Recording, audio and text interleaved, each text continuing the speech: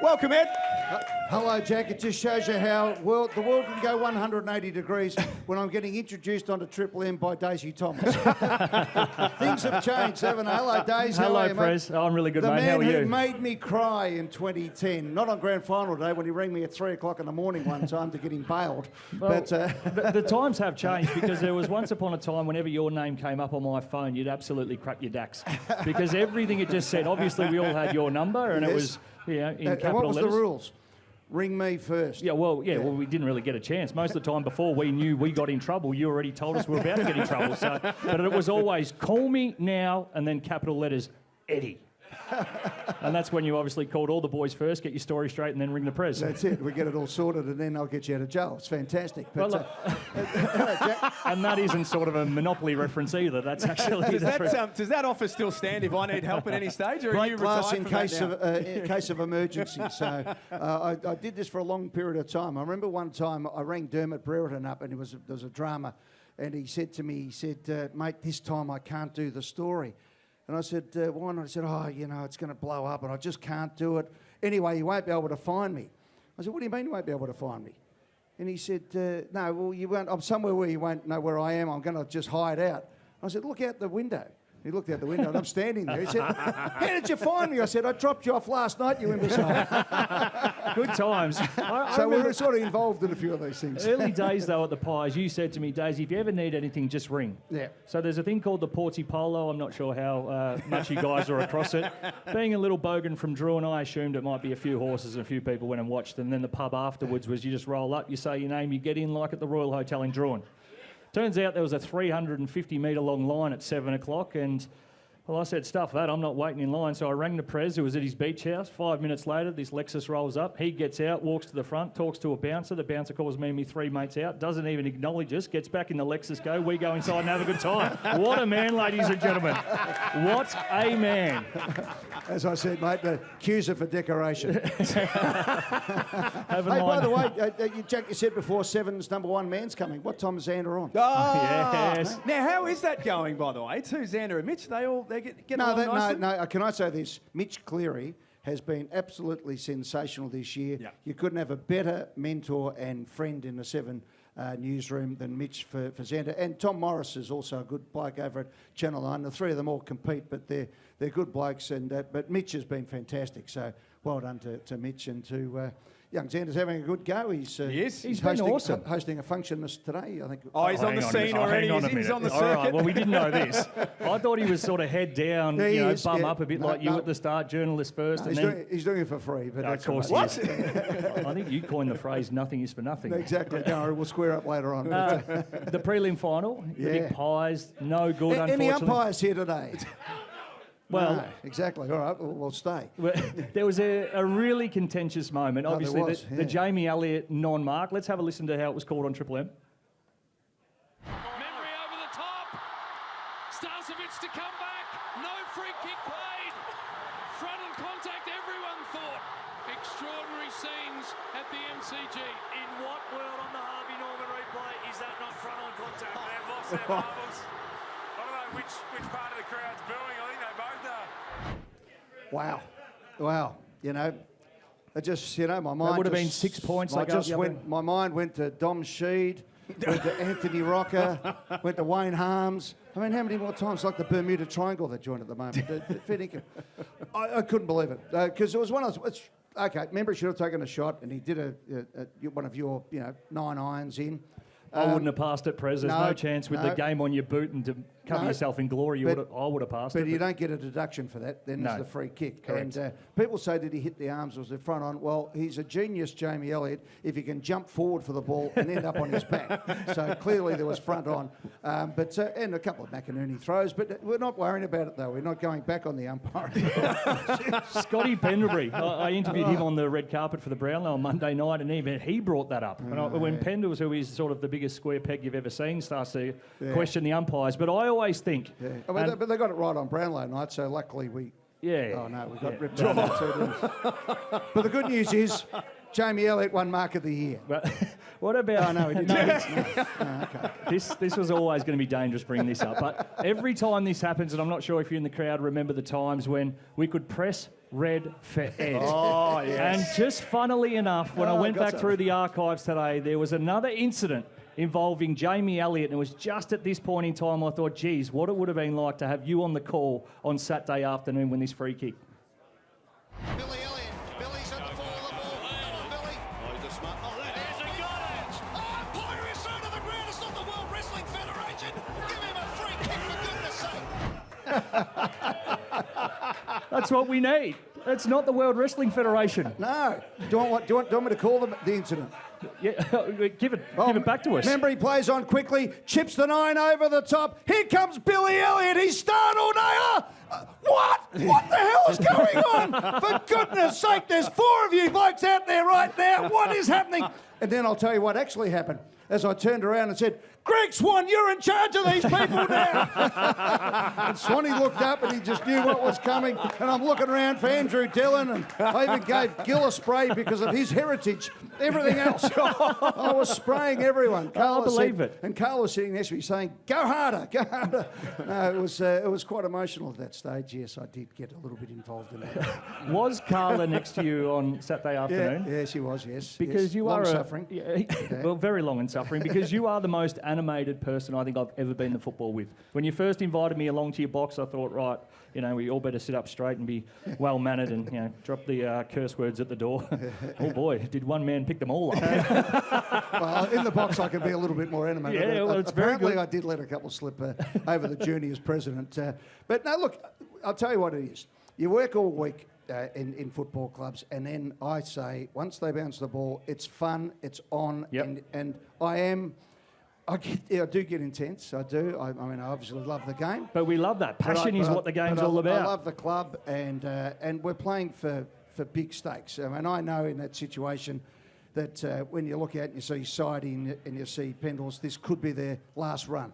You look at Jamie Elliott, who's playing for a contract and everything else, and it's a major issue. Yep. So too for the Brisbane Lions as well, and everybody else. But I'm looking with one eye now when I go to the game because I'm just there barracking for the Maggies. But no, I don't mind that. I actually get annoyed when you sit there with people and. I used to get into the Melbourne MCC members, we're yelling and they were rattling their jewellery, so... That would have been cue for half of our crowd to go steal it.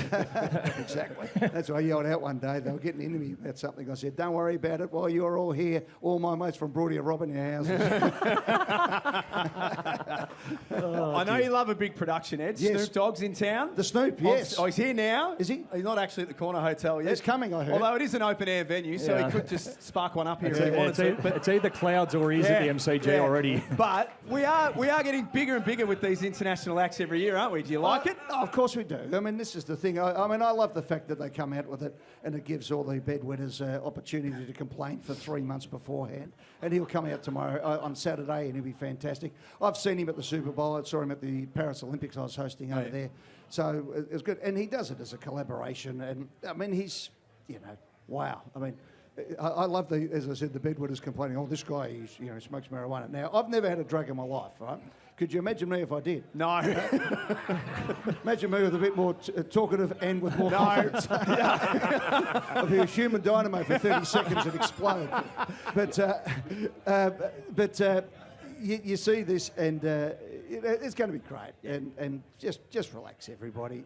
We can have a drug code and you can have an international artist. I mean, it was only a few years ago everyone thought they were safe with Tom Jones at the AFL Grand Final until he sang Why Delilah, which is about murdering his wife and things like that. At the same time, the AFL were running a domestic violence campaign. So if you're going to go through every line of every song and everything else, you're not going to have anybody, are you?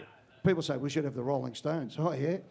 Yeah, good. Go through Well, that's the whole point. The rock star is what sort of half the thing is. And they're pirates. They're gangsters with guitars. That's and it's the whole idea of them. The Wiggles probably would be the only group that fit. Yeah. And hot They potato get probably pretty ain't loose getting it after done. hours, I think, the Wiggles. After dark when the fluoro comes on. So the last thing the AFL need is another hot potato. Do you reckon Snoop is going to be better than Meatloaf in the draw?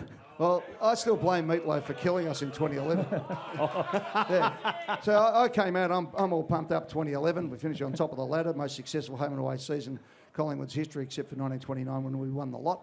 And we walk in, I walk out, I'm looking up, and there's the meet. Yep. And I'd heard there had been a bit of drama that he'd actually threatened not to go on. Well, that would have probably been a win in hindsight. Exactly. But oddly enough, a month before, on Triple M's Hot Breakfast, we played a piece that was from a Meatloaf concert 1 month before, where he flamed out the same way. Right. And I actually rang the AFL and said to Andrew Demetrio, your mate Meat, he's a bit underdone. And Medium rare. The meat is underdone. no, he was right underdone.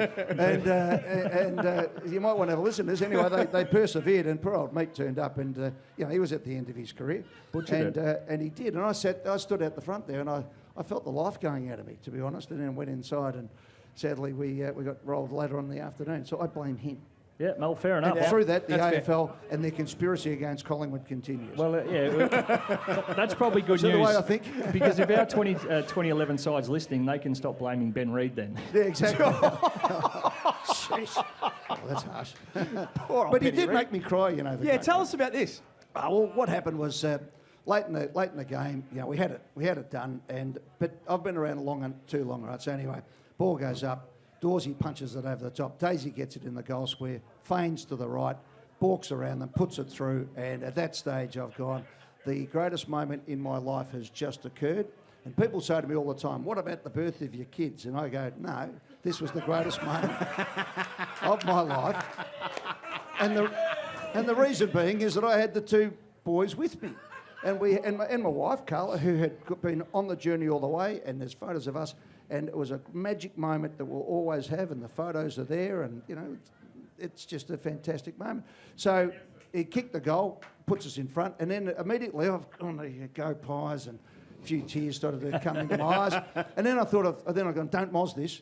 And what I did, literally, is I sat down, and Lee Matthews picked it in the commentary. He says, have a look at Ed. He's pulling himself back here. And what I did was I started counting to make sure there was only 18 on the ground. Because the only way we could get done is if there was 19, if somebody on the interchange bench was celebrating. And I thought, how are they going to rip us off here again? But anyway, we got up. I officially felt old the other day when I was doing I think it's 7 with your son. And he goes, yeah, you made Dad cry. I was 5 at the time. 5. Yeah. But I tell you what, though, people don't give this man, Dale Thomas, enough credit for what he did at Collingwood. And people may not realise, not only as a player, but when he first came to the club, we made the marketing all around Dale Thomas, Tomo's Team 13. yeah. And he was only a young kid coming in, had the blonde dreadlocks and doing amazing things. He looked like a jockey, should have been riding at Flemington rather than A bogan playing at jockey, the but yeah. MCG. But he was sensational, but he threw himself in. He was a great kid right from the word go. We had Pendles, who was more reserved, and you had Bucks towards the end of his career, who had carried the club for marketing for all the period as we rebuilt the club. But then as we got going again, it was great. So I just publicly want to say that to you. Dale, not Daisy, but when Dale came to the club, You know and they it's said his serious when I'm name getting was Dale, first. it's Daisy. But you had a remarkable impact on the rebuild of the Collingwood Football Club. You were living with the Swanee at that stage. You were best mates and made Mick Malthouse feel like a young man kicking the ball with you. He was a life force around the place that you need to have. So what you see now on the television and here on Triple M is the genuine article. He's been always like this, and a real giver in football.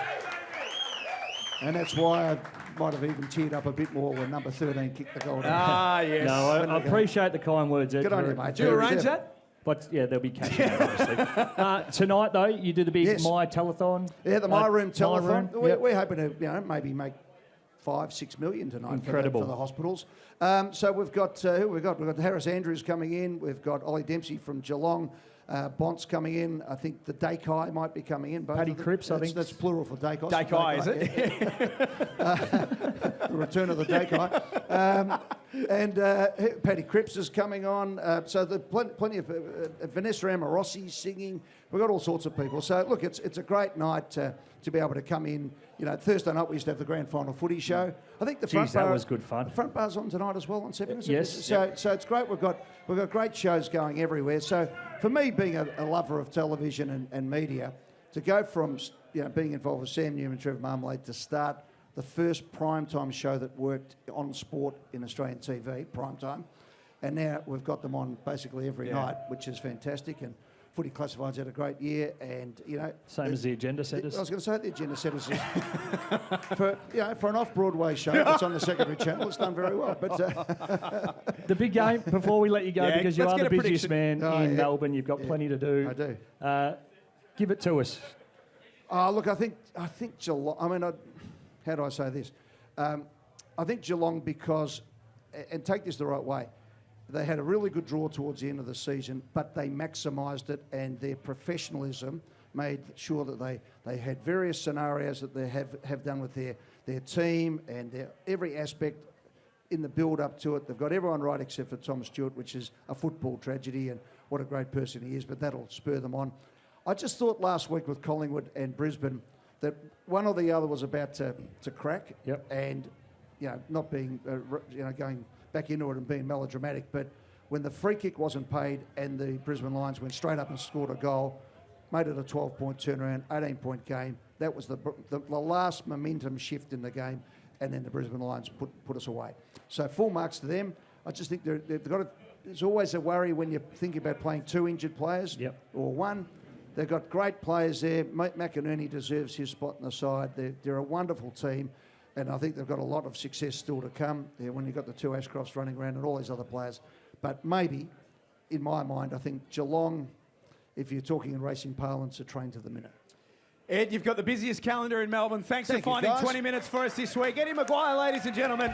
And Jack, as we always say, Triple M rocks football.